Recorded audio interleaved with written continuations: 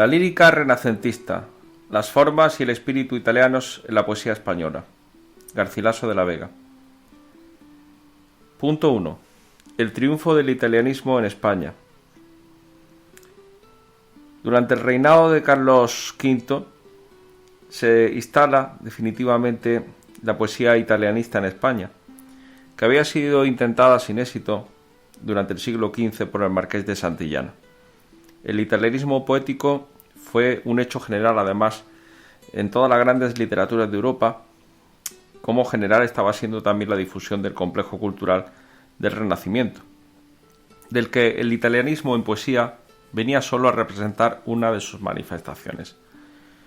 En España, sin embargo, el italianismo llegó a su triunfo y plena madurez antes que en cualquiera otra de estas naciones europeas, quizá por el contacto más prolongado y estrecho que había tenido nuestro país con Italia, debido a la actividad política iniciada en el siglo XIII por la monarquía aragonesa.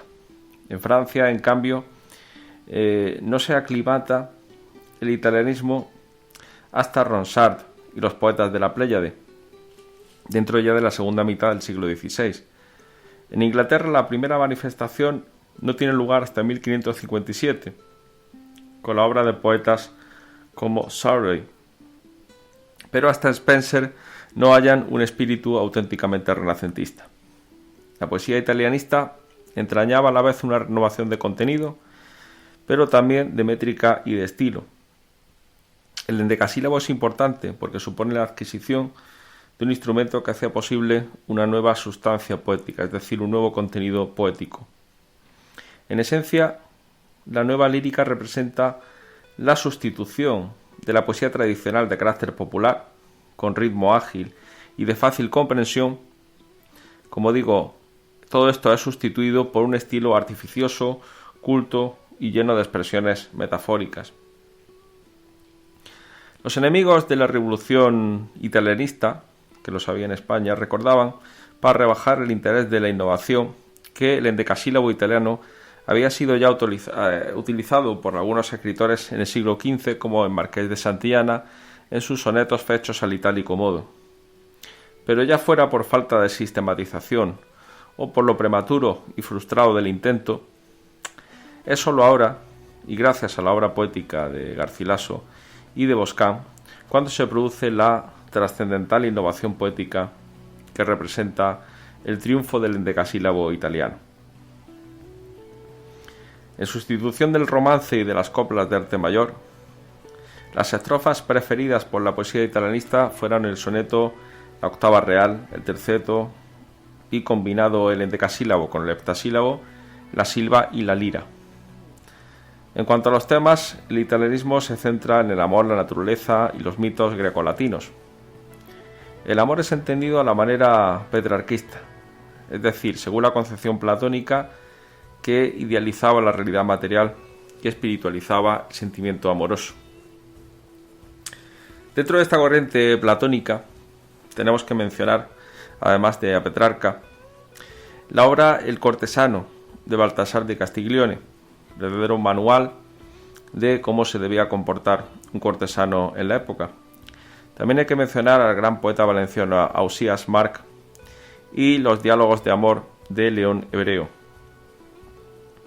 Otro de los temas que cobra gran protagonismo en la poesía italianista es la naturaleza, que se describe de forma bellamente estilizada, reflejo de la belleza divina, y que se opone a la agitación de la vida ciudadana. Existe una nostalgia de la Edad de Oro que tomó sus modelos de la poesía pastoril de Teócrito, de Virgilio y de Horacio, así como de la Arcadia de San Nazaro. Otro hilo temático fueron los mitos grecolatinos, y el principal referente en este sentido serán las Metamorfosis de Ovidio. Se cita siempre como causa determinante de la introducción de la poesía italianista en España la invitación que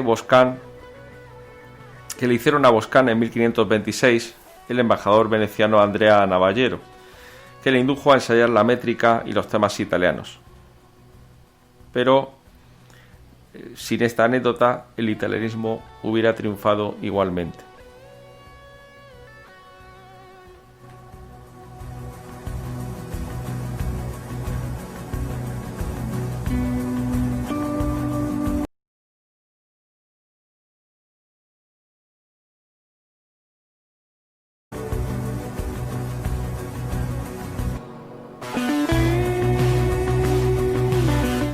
Punto 2. Juan Boscán. El primero de estos protagonistas del Renacimiento en España es un hombre llamado Juan Boscán de Almogáver, que nació en Barcelona a finales del siglo XV. Pertenecía a una acomodada familia burguesa y que tenía ya cierta tradición literaria.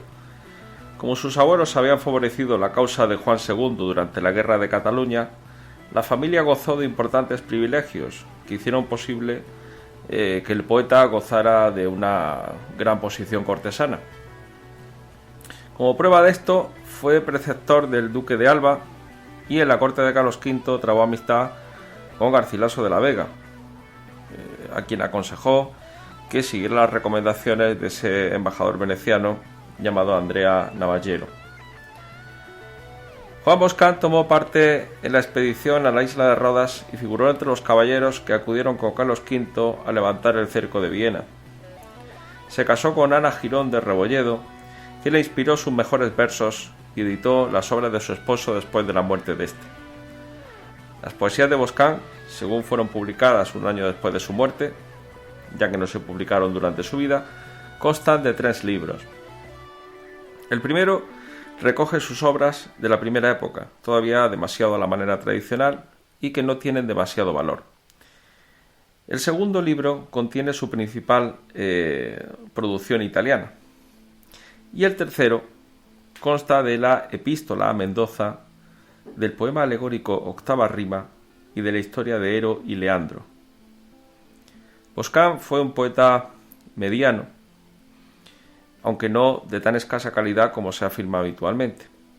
Probablemente el hecho de que no se haya valorado suficientemente va ligado a su unión con Garcilaso, quien ha perjudicado la fama de Boscán. Además hay que tener en cuenta que el Ero y Leandro de Boscán es el primer poema épico español que trata de temas legendarios clásicos. Y la Epístola a Mendoza introduce en España la epístola de cosas familiares como un género poético, a imitación de Horacio. Boscán era un poeta más dotado para imitar que para la verdadera creación, así que consigue notables aciertos en sus adaptaciones de poetas clásicos o italianos, como Virgilio, Catulo, Tibulo o Bernardo Tasso. Pero el modelo más admirado por Boscán fue Petrarca. Además, Boscán tradujo El cortesano de Castiglione de manera tan afortunada que representa uno de los mejores ejemplos de la prosa en los días del emperador. Por este solo libro dice Menéndez Pelayo que Boscán merece ser contado entre los grandes artífices innovadores de la prosa durante este periodo.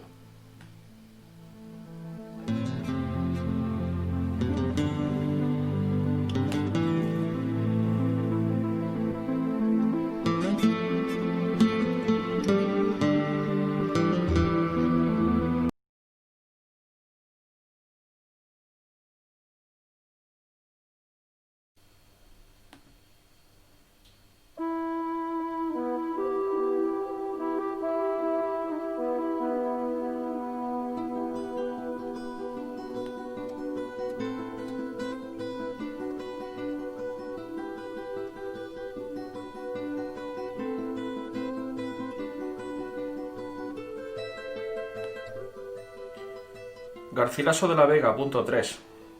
A la hora de abordar la figura de Garcilaso tendremos que tener en cuenta distintos aspectos como su vida y personalidad, su obra, las ediciones que se han hecho de su obra, su estilo y cuál ha sido la repercusión que Garcilaso ha tenido posteriormente en la historia de la literatura.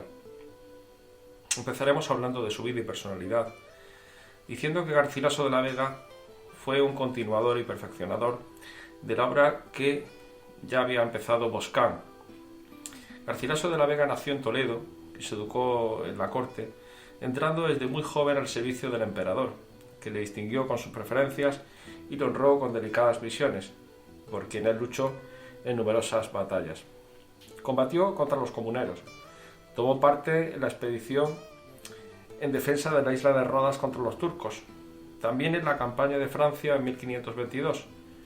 Estuvo por otra parte en Italia para asistir en Bolonia a la coronación del emperador. Irritado el emperador porque Garcilaso había actuado como testigo en un matrimonio contra sus órdenes expresas, lo desterró a una isla del Danubio. Por mediación del duque de Alba, su gran amigo, fue perdonado y enviado a Nápoles, donde desempeñó algunas misiones importantes y trabó amistad con grandes ingenios residentes en aquel reino. Una vez reanudada su actividad militar, fue herido por los turcos en la campaña de Túnez en 1534 y en el asalto de la fortaleza de Muy, en Francia, fue herido en la cabeza por una piedra de los sitiadores y murió pocos días después, a los 35 años. Garcilaso se casó en 1525 con Elena de Zúñiga, matrimonio que no le trajo felicidad y que el poeta nunca recuerda en sus versos. Un año después de haberse casado con Elena de Zúñiga, va a conocer a Isabel Freire, una dama portuguesa de la emperatriz, de quien se enamora perdidamente y que habría de tener una gran influencia en su obra poética. Garcilaso es la más perfecta encarnación del ideal de cortesano renacentista, tal como había definido Baltasar de Castiglione en su libro El cortesano. Fue la cabal fusión de hombre de armas y de letras. Dominaba el griego, el latín, el toscano y el francés. Vivió en su corta vida toda una carrera de amores, de heroísmos, de creación intensa, de acción real y de platónicos idealismos.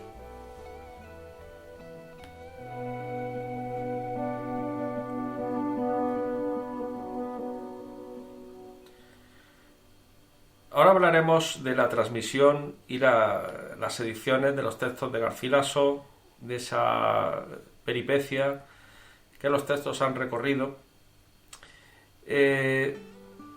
Empezando porque las obras de Garcilaso fueron publicadas por primera vez 7 años después de su muerte, formando parte del cuarto libro en la edición barcelonesa de Boscán de 1543.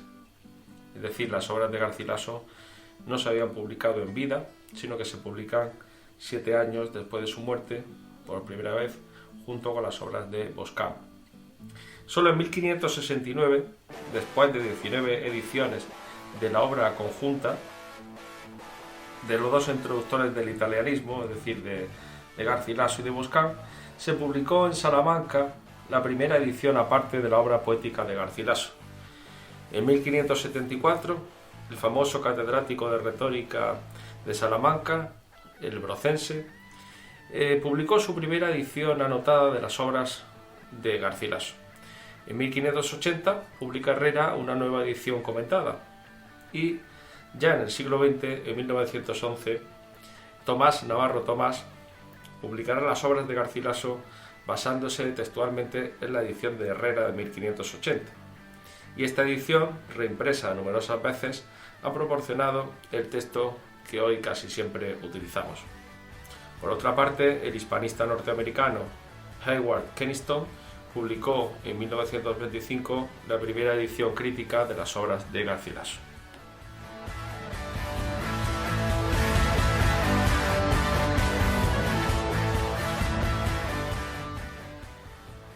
La obra poética de Garcilaso, por la que es universalmente conocido, es una obra de corta extensión. Consta solamente de 3 églogas, 2 elegías, una epístola, 5 canciones, 38 sonetos y unas pocas composiciones breves a la manera tradicional. Además, escribió 3 odas en latín. Las 3 églogas representan lo más perfecto de la poesía de Garcilaso y fueron compuestas durante la estancia del poeta en Nápoles. En la égloga primera intervienen 2 pastores, Salicio, que lamenta los desdenes de Galatea, y Nemoroso, que llora la muerte de Elisa. El poeta se desdobla así en dos personajes. En el primero encarna el despecho del enamorado que asedia a su amada sin conseguir nada. En el segundo se resume la profunda ternura producida por la pérdida de la amada ya de forma definitiva tras su muerte. Algunos críticos, como Entwistle, han supuesto que la égloga fue compuesta en dos etapas. La primera cuando Garcilaso se alejó de Toledo, dejando allí a Isabel Freire, y la segunda como un añadido para producirse la muerte de esta dama portuguesa de la que Garcilaso estaba enamorado. La égloga primera, según Rafael Lapesa, marca la más alta cima de la poesía garcilasiana.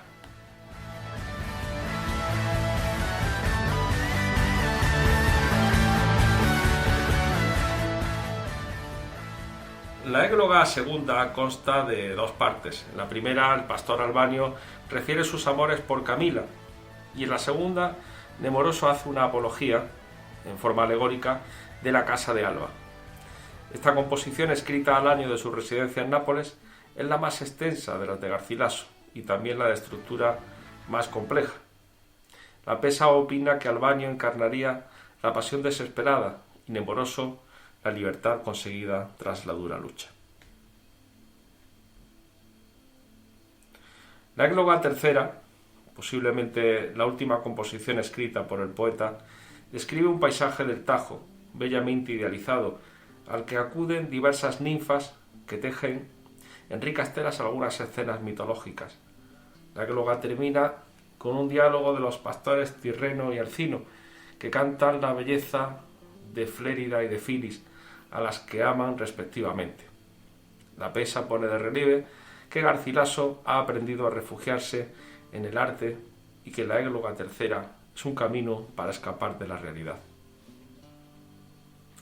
Los sonetos se desenvuelven por lo común en torno al tema del amor, y a través de ellos podrían seguirse algunas de las vicisitudes de las pasiones amorosas del poeta. Merecen destacarse los que comienzan, por ejemplo, diciendo «Oh dulces prendas, por mí mal halladas», o aquel que empieza «En tanto que de rosa y de azucena», y pensando que el camino iba derecho, a Dafne ya los brazos le crecían, etc. Entre sus 5 canciones sobresale especialmente la dirigida a la Flor de Nido, dama hermosísima de este barrio de Nápoles, de quien se había enamorado su amigo Mario Galeota. Como la dama se mostrase esquiva frente a este Mario Galeota, Garcilaso trató de interesarla en favor de su amigo. Es una composición llena de alusiones mitológicas, y la palabra con que termina el primer verso, que es «y de mi baja lira», ha dado nombre a este tipo de estrofas. También es notable la canción que escribió durante su destierro en Alemania, titulada Danubio, río divino. Menor importancia tienen la epístola en sus versos libres dirigida a Boscán y las 2 elegías a Boscán y al duque de Alba.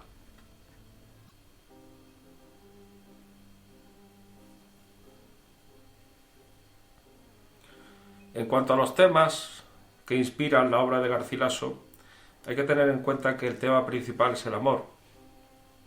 El amor que le motiva esa pasión inspirada por Isabel Freire, quien hizo que Garcilaso escribiera los más bellos poemas referidos a 2 circunstancias principales de esta dama.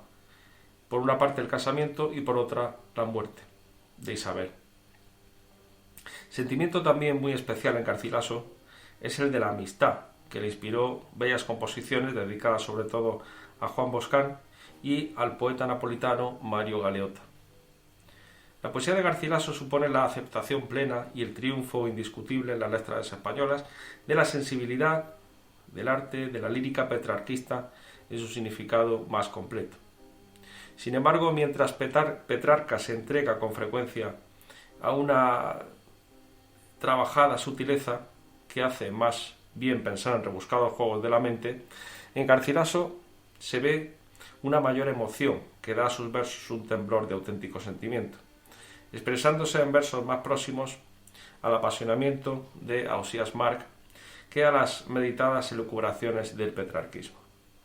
Es decir, la poesía de Garcilaso nos parece más emocional, más apasionada que la poesía de Petrarca, que parecería realizada a partir de conceptos más complejos como el culteranismo que se va a dar posteriormente en España.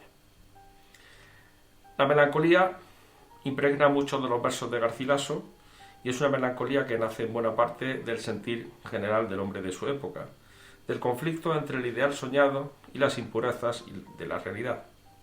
Pero además en el caso de Garcilaso se suma la mala suerte en su amor no logrado y además el poeta desea liberarse de lo que estima una vergonzosa esclavitud y se debate entre la rebeldía y la aceptación.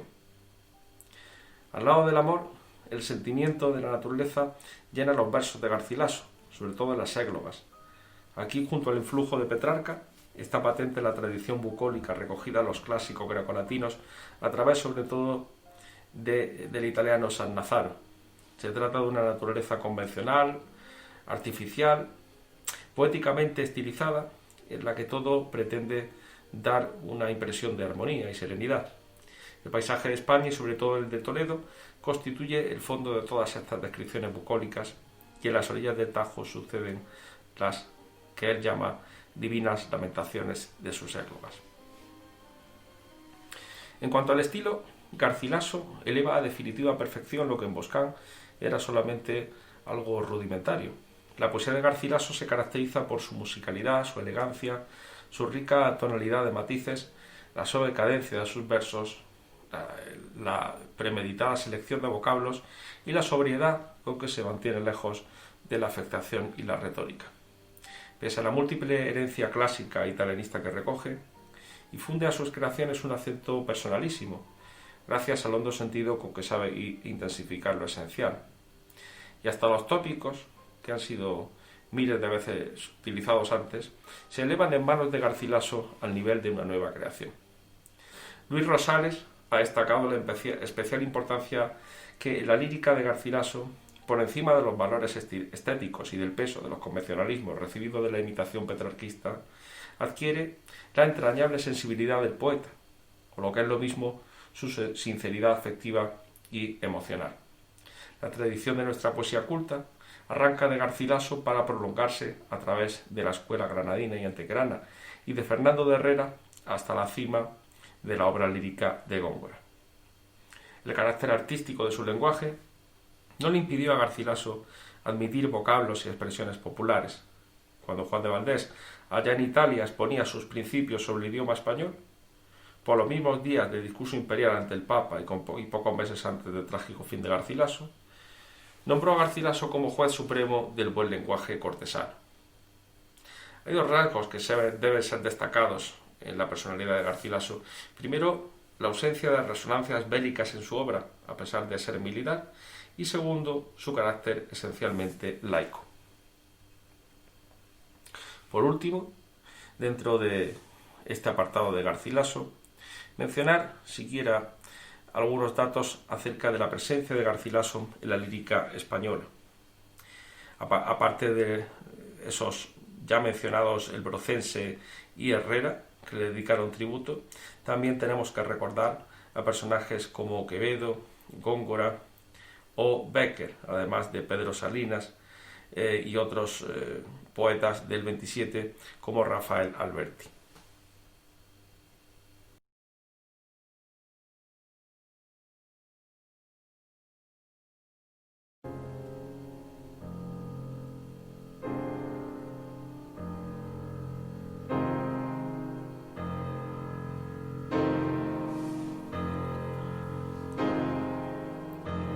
Bueno, una vez vista, aunque someramente, la figura de Garcilaso de la Vega y la de Juan Boscán, pasamos a adentrarnos en aquellos otros poetas que en la península ibérica se atrevieron a adentrarse en ese camino iniciado por Boscán y por Garcilaso de introducción de la poesía italianista.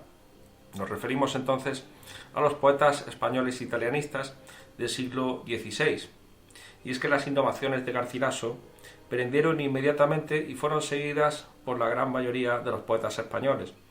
Esta general aceptación de la nueva poesía no supone, sin embargo, la desaparición de las formas tradicionales, es decir, las formas tradicionales se van a seguir conservando y se van a seguir desarrollando, pero de forma paralela a esta nueva poesía italianista. Es más, estos discípulos de Garcilaso, que adoptan estas nuevas formas, van a seguir escribiendo también poesía tradicional. Lo característico de este momento es que la nueva poesía no solo predomina sobre la vieja en cantidad, sino que es también muy superior en calidad.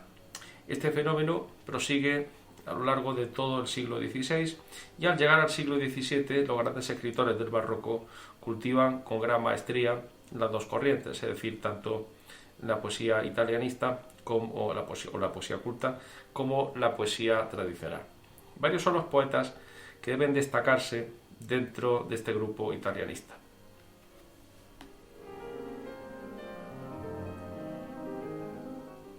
En primer lugar, a Diego Hurtado de Mendoza, hombre diplomático y de armas, poeta, erudito, bibliófilo, nació en Granada en 1503, por las mismas fechas que Garcilaso aproximadamente. Estudió en su ciudad natal, en Granada, y luego en Salamanca y en Italia. Era un apasionado del saber y adquirió una grandísima cultura y dominaba, además de los idiomas clásicos, es decir, el latín y griego, también el árabe y el hebreo. Ocupó importantes cargos como embajador de Inglaterra, de Venecia y de Roma, y también fue representante del emperador en el Concilio de Trento. Ya durante el reinado de Felipe II, un incidente provocado en Palacio motivó su destierro al castillo de la Mota por orden del monarca. De allí salió para tomar parte en las guerras de Granada desatadas por el alzamiento de los moriscos. Como poeta, hay que decir que alterna las formas tradicionales con las nuevas formas italianistas. Su obra es extensa y en ella se mezclan, por una parte, composiciones idealistas y graves, amorosas y filosóficas, que son propias de un humanista, con otras de tipo más caricaturesco y satírico de gusto popular. En sus obras italianistas es poeta imperfecto y desigual. Merecen destacarse, sin embargo, la epístola a Boscán, así como la fábula de Adonis, Hipómenes y Atalanta, que es la mejor de sus obras de asunto clásico. Mucho mejores son sus obras a la manera tradicional, en especial sus redondillas, que fueron alabadas, entre otros, por Lope de Vega.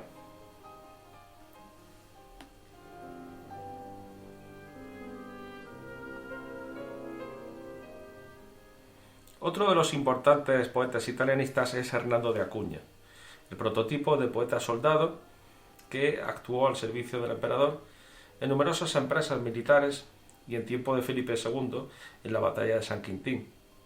Enamorado de la antigüedad, así como de los grandes poetas italianos, toda la obra de Hernando de Acuña acusa la influencia de los clásicos, sobre todo de Ovidio y de Virgilio. Escribió bellas canciones, madrigales y sonetos de espíritu garcilasista y algunas composiciones de mayor extensión, como la fábula de Narciso. Otro poeta representativo de estos italianistas es Gutiérrez de Cetina, natural de Sevilla, también poeta y soldado que acompañó a la corte por España, Italia y Alemania y pasó después a las Indias, donde murió a causa de un lance de amor. Compuso madrigales, canciones, sonetos y epístolas, y destacan sobre todo sus sonetos de asunto amoroso. También mencionaremos a Francisco Sá de Miranda, nacido en Coimbra, estudiante en Lisboa, viajero por Italia, aunque portugués, que tiene un puesto en nuestra literatura como poeta italianista, sobre todo por sus 75 composiciones escritas en castellano.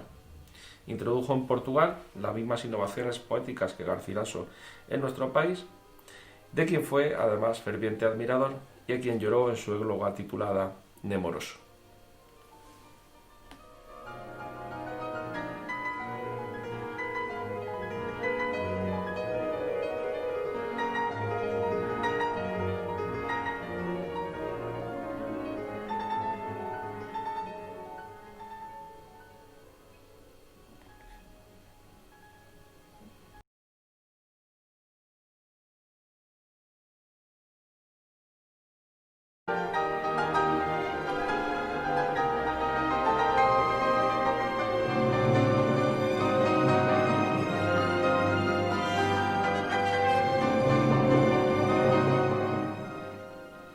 Esta poesía italianista, innovadora, proveniente de Italia, como dijimos, no había hecho que desapareciera la poesía tradicional en España.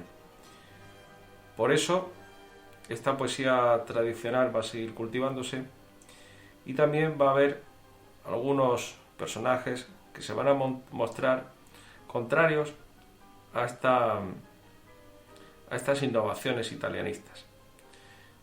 Esto se va a llamar la reacción tradicional. La poesía de Garcilaso no dejó de tener sus contradictores, que se mostraban aferrados a tendencias tradicionales, en especial a las tendencias del siglo XV. En líneas generales, la reacción anti-italianista fue débil, ya que todos los poetas prácticamente acabaron por cultivar las formas italianas. Tan solo un poeta, Cristóbal de Castillejo, merece especial atención por la calidad de su poesía. Cristóbal de Castillejo nació en Ciudad Rodrigo y fue monje de San Martín de Valdeiglesias después de haber vivido algunos años en la corte del rey católico. Salió del convento para ser secretario del hermano de Carlos V, don Fernando de Bohemia, y viajó mucho por España y también por Europa Central, muriendo cerca de Viena. Aunque era monje, tenía costumbres disolutas y vivió en Viena amancebado, donde tuvo además un hijo. Sus composiciones suelen dividirse en tres partes: de amores, morales y de devoción. Todas ellas están escritas en versos cortos y sus octosílabos son siempre ágiles y desenfadados. En su obra El sermón de amores se trata con extraordinaria libertad de la vida relajada de los conventos, y en su obra El diálogo de las condiciones de las mujeres se hace una sátira antifeminista. Su protesta teórica contra el italianismo está contenida en su famosa composición titulada Reprensión contra los poetas españoles que escriben en verso italiano. En ella Castillejo evoca a numerosos poetas pasados como Jorge Manrique, García Sánchez de Badajoz, Juan de Mena, a los que hace participar en el debate contra las innovaciones italianas. Con todo, y pese al esencial carácter tradicional de toda su producción, Castillejo no deja de absorber también innumerables elementos del espíritu renacentista que él imaginaba rechazar completamente. Menéndez Pelayo insistía precisamente en destacar este aspecto, llegando a sostener que la obra de Castillejo pertenecía al Renacimiento de la misma forma que la de Boscán. El tradicionalismo de Castillejo se limitaba, por tanto, a la técnica. En el contenido, su poesía es gemela de la de Garcilaso.